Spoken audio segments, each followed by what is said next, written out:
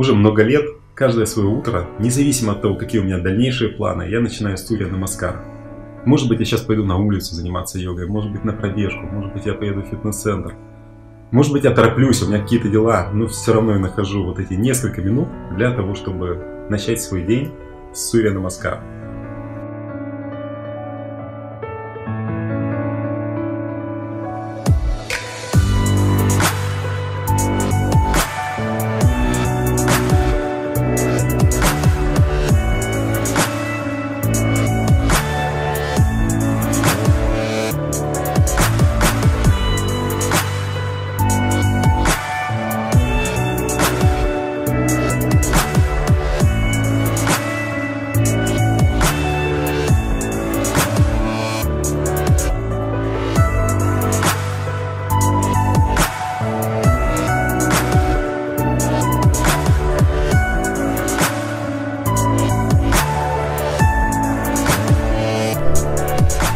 В общем-то, есть множество вариантов выполнения Сурья Намаскар.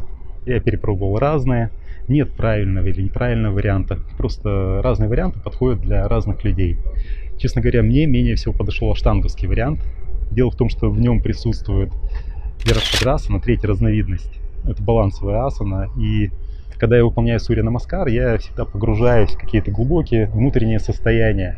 Они для меня важны, они для меня интересны, что-то происходит. Все это медитация. Когда же я перехожу к Вирабхадрасане, третьей разновидности, я сейчас теряю баланс. И я вылетаю из тех состояний, в которых нахожусь. Мне это не нравится. Даже если я открываю глаза, эти состояния немножко начинают ускользать. Поэтому мне больше нравится другой вариант Сурья Намаскар. Я записал подробную инструкцию, у меня есть на эту тему и статья, и видео. Ниже вы найдете ссылочку на него, можете посмотреть целиком этот комплекс. Я не помню, где я его впервые увидел, это не важно. Важно то, что в него входит очень ценная асана, Уттана Шишасана. Это асана цена, особенно для нас, русских, для европейцев. Потому что у многих людей, у очень многих людей в нашем социуме ограничена подвижность в грудном отделе. А Уттана Шишасана помогает вот этот грудной отдел оживить и наполнить его энергией. Я в курсе 7 шагов йоги записал урок, в котором как раз демонстрирую эту асану. Я думаю, что вы смотрели этот курс. Если не смотрели, посмотрите, он бесплатный, его, в общем-то, смотрят все. И сейчас хочу в очередной раз напомнить про эту асану и немножко так дополнительно сказать несколько слов, почему она ценна. Если вы знаете, у нас в асанке присутствует естественный физиологический кифоз и лордоз. Это изгибы. Кифоз в грудном отделе, лордоз, соответственно, в пояснице и в шее. Эти изгибы прекрасны, они нам помогают двигаться, помогают ходить, бегать, прыгать, иначе мы бы, наверное, все время лежали. Но в силу психотравм происходит такой патологический кифоз и лордоз. Сейчас мы говорим о кифозе. Кифоз – это то, что в простонародье называется сутулостью. Действительно, это очень распространенное явление. И, наверное, вы даже вспомните актеров, у которых присутствует вот эта сутулость, но которые очень популярны, потому что они отыгрывают популярную в социуме роль. Но мы же с вами занимаемся йогой, мы хотим из ролей выходить, мы хотим разавтомачиваться и становиться свободными. Поэтому с грудным отделом позвоночника очень важно работать. Откуда берется вообще эта патология? Очень легко объяснимо. Вспомните, что происходит, когда вы обижаетесь. Обычно во время обиды центр груди подается немножко назад, а плечи вперед и вниз. То есть, если вы не помните, как обижаетесь вы, посмотрите, как обижаются другие люди. Дети. Это очень легко заметить. Это действительно так. Возникает сутулость во время обиды. И это такая подсознательная реакция на обиду. Потому что во время обиды возникает сильный отток из анахаты. Энергия утекает. И мы как бы пытаемся его прикрыть таким образом. Естественно, мы его не прикроем. Отток все равно идет. И более того, если обида становится хронической, то вот этот кифоз тоже становится хроническим. И тогда он переходит в патологическую форму. Во время патологии у нас ухудшается питание межпозвоночных дисков, со временем они вообще разрушаются. Грудная клетка опускается вниз, ребра перестают двигаться, то есть они становятся неподвижными, потому что они придавлены плечами. Диафрагма опускается вниз, дыхание вместо того, чтобы быть грудным и полным, оно перемещается в область живота. И, соответственно, с точки зрения чакральной, реакция на хаты, то есть сердечного центра, заменяются у нас реакциями манипурными, то есть солнечного сплетения. Поведенческие. Например, кому-то тяжело, кому-то неудобно, плохо. И вы вместо того, чтобы почувствовать, что не так, просто почувствовать, понимаете, когда мы сердцем чувствуем, мы коннектимся с человеком, человеку становится лучше, ситуация гармонизируется, но мы это не можем сделать. Мы же обижены на весь мир, понимаете? И мы вместо этого смещаем реакцию в область манипуры. Человек наш друг, и мы его хлопаем по плечу и говорим: чувак, не парься, что ты усложняешь? Все будет хорошо, это у тебя сейчас темная полоса и тому подобное, понимаете? Это тоже нормальная реакция, но давайте будем становиться гармоничнее, давайте направим внимание в область сердца и будем работать с этой областью. Когда мы выполняем асаны, типа Уттана Шишасана, Бхуджангасана, который тоже присутствует в Сурья Намаскар, мы прорабатываем эту область, поэтому эти асаны очень-очень ценные.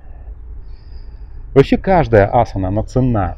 И Сурья Намаскар содержит 12 асан. Если вы понимаете смысл каждой асаны, то тогда вы выполняете Сурья Намаскар значительно эффективнее. Не как физкультуру, не как разминку, а именно как практику йоги. Технически Уттана Шишасана выполняется очень просто. А значит, как обычно, для простых асан, все внимание должно быть направлено вовнутрь, и асана должна превратиться в медитацию. Тем не менее, я вам сейчас продемонстрирую технику этой асаны и обращу ваше внимание на некоторые мелочи, которые необходимо иметь в виду. Исходное положение для данной асаны – это гоасана, то есть поза стола. В этой позе руки перпендикулярны полу, бедра тоже. Ладони на ширине плеч, колени на ширине тазобедренных суставов. Стопы вы можете поставить на носочки, можете оставить их вытянуты, это несущественно. И далее, с выдохом, вы наклоняетесь вниз, укладывая центр груди на пол. Или, по крайней мере, стремитесь его положить на пол. Подбородок укладываете на пол. Обратите внимание на то, что бедра при этом должны остаться перпендикулярны полу. Это важно. Итак, делаем выдох и входим в асану.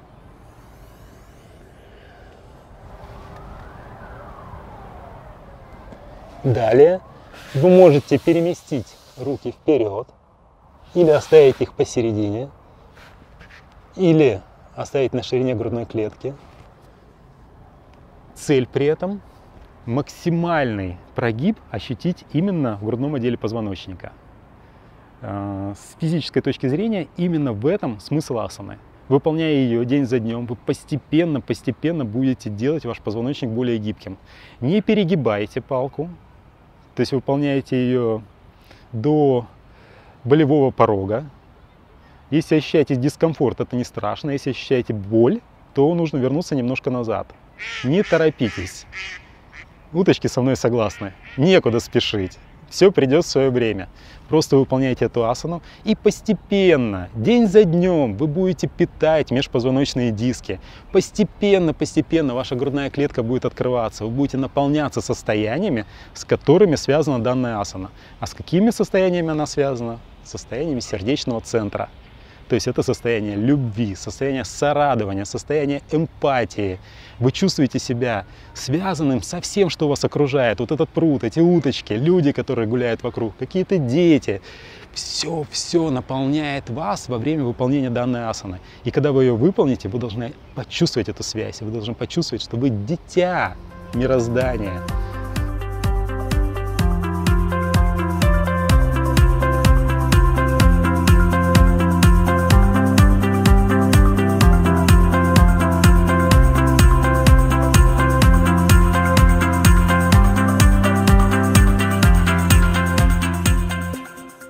Что ж, как видите, асана очень простая. Тем не менее, есть нюансы, которые открываются в процессе ее выполнения. И поначалу бывают ошибочки. Физически асана выполняется, психологически происходит что-то другое. И в этом свете я хочу прочитать вам комментарий Милы Александровой при выполнении этой асаны на курсе 7 шагов йоги. Она написала следующее. Для меня самое сложное – это психологический настрой. Я бы даже сказал перестройка. Наблюдая за вами и понимаю, какая пропасть мироощущений или мировосприятия. Сколько у меня зажимов, напряжения, да просто негатива и цинизма. Как-то надо оттаять, хотя бы немного. Асана замечательная, даже хвостом захотелось повилять. У меня 2 комментария. Первый комментарий. Асана на раскрытие сердца. Более всего нас блокирует критика и особенно самокритика. То есть, когда мы критикуем что-то вокруг себя или когда мы критикуем сами себя, в данном случае проявляется самокритика. Это нужно исключать. Исключайте, друзья. Не сравнивайте себя ни с кем. Когда вы видите что-то прекрасное, приобщайтесь к этому. Понимаете, это особенность анахаты, способность приобщиться, способность почувствовать, что это вы выполняете асану. Тем более исключайте самокритику. Что вот у меня есть то, у меня это нужно исправлять. Понимаете, то, что в вас есть, и то, что несовершенно, это тоже нужно любить. К этому тоже нужно открыться сердцем. Только тогда вы сможете двигаться вперед. Пока вы боретесь сами с собой. И выполняя эту асану, постепенно вы это поймете. И второе. Это то, что Мила написала. Асана замечательная, даже хвостом захотелось повилять. То, что Мила пишет, чувствуете энергию? Энергия другой чакры. Энергия свадхистханы. Это второй центр. Он как раз дает нам игривость. Вот эти детские состояния. Почувствовать себя щенком и повилять хвостом. Это классное состояние. Это тоже энергия. Это очень хорошо. Но асана на другую чакру. Не нужно подменять. Мы очень часто в жизни используем этот прием. Вместо того, чтобы двигаться в том направлении, которое нам сложно, мы, прикрываясь, вроде бы как мы идем туда, но на самом деле мы делаем что-то другое. Так вот, были не те состояния использованы, не туда направлена энергия. Это очень тонко, но это необходимо учитывать, когда вы занимаетесь йогой. На этом все. Желаю вам отличного дня, прекрасного настроения, здоровья, открытий и до будущих встреч!